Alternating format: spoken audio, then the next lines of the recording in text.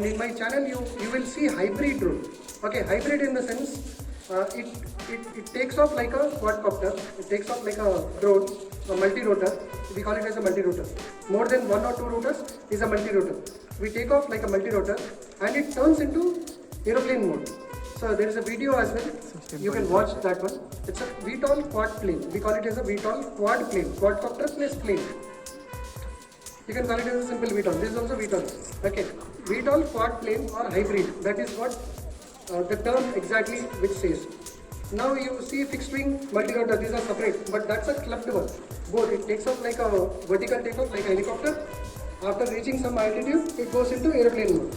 Okay. So that there's a very constrained space. Let's say I have this only building. I cannot have this much area to land. Okay. What I'll do at that moment, I'll take off like a vertical. Hybrid drone. I'll take off like a vertical and go into fixed wing mode, do all the missions what I planned and come back on the home point again, slowly land like an helicopter. Okay, so there are videos you can watch.